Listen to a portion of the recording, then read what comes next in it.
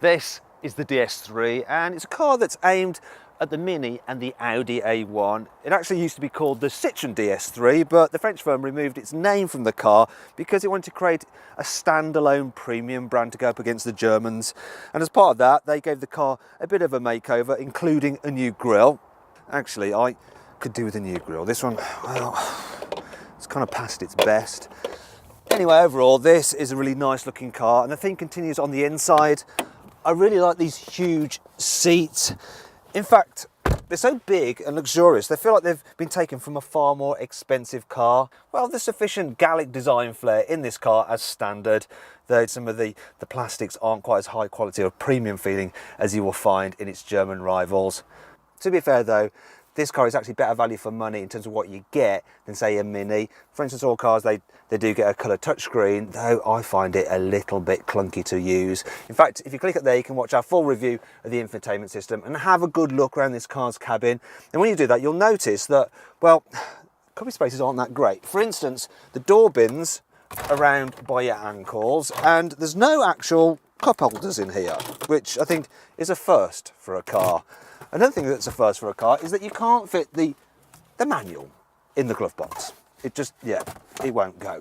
Brilliant. However, to make up for it, you do get this really handy space just there that you don't on other cars. That's good for, I don't know, maybe for keeping your dry wipe marker. Okay, so that's not going to be a deal breaker.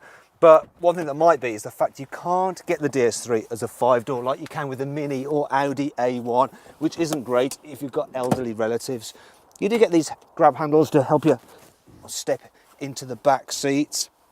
But once you're in and you set the chair up, if I just pull this out the way so you can see, you'll notice that this is a very uncomfortable car in the back. My knees are wedged up against that seat. This is my usual driving position. I'm an average size male, 5'11", and yeah, it's not very good. You do get 3 seat belts like you don't in its rivals, but that just means that you can torture 3 people instead of 2. Now, one of the payoffs of having a rather cramped rear is that the boot is actually quite a decent size on this car. In fact, I think it's the biggest in this class. But the thing is that that's all it is. It's just a big space. There's nothing clever about it. There's a huge load lip. There's no tethering points. If I just get this parcel shelf out the way, you'll see that when I fold down the seats, you don't get a flat load bay, and there's that huge ridge there as well. Anyway, if you want to see a bit more about exactly how much stuff you can fit in this boot, click up there to see our separate practicality video, and in that you can see how easy it is to fit a child seat in the back of this DS3 and what happened when we tried to fit 3 people in the back. Now though, it's time for a rundown of the 5 fascinating facts on the DS3. The car has an inbuilt air freshener to keep it smelling sweet. Active City Brake prevents you crashing at low speeds, and if you do have an accident, DS Connect will call the emergency services. If you'd like patterns on your door mirrors or dashboard, you can get them laser etched. You can mirror your phone on the car's screen using either Apple CarPlay or Android Auto. If you add up all the different trim, colour, engine, wheel combinations, you'll find out there are this many permutations.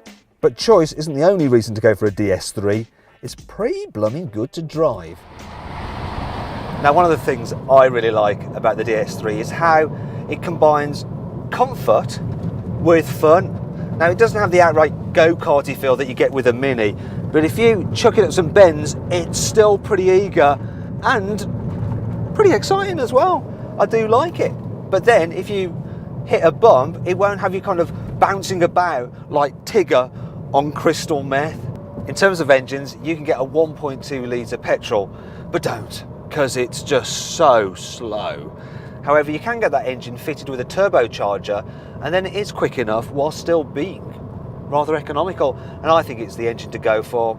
In fact, it's the engine you absolutely have to have if you want an automatic gearbox.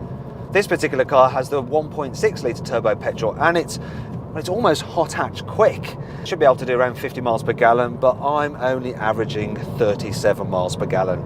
If it's economy you want though, you're going to need one of the diesels, but really I wouldn't bother with them, even though they are good, unless you're going to be doing lots of miles.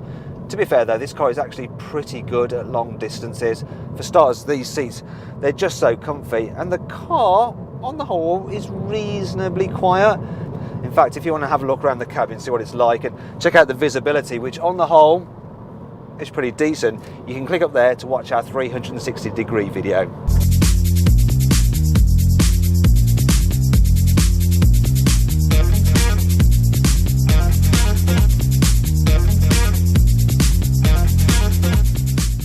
Overall then, the DS3, well, it's an interesting alternative to the Germans, but its infotainment system isn't very good and it's really cramped in the back seats. However, it looks great and it's good to drive.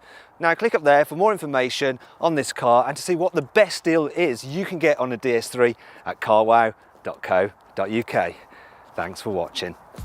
Click over there for our group test video between the DS3, the Mini and the Audi A1. And if you enjoyed this video, please like it, share it and subscribe to our channel. Now, did you know that the name DS is a play on the French word déesse, which means goddess?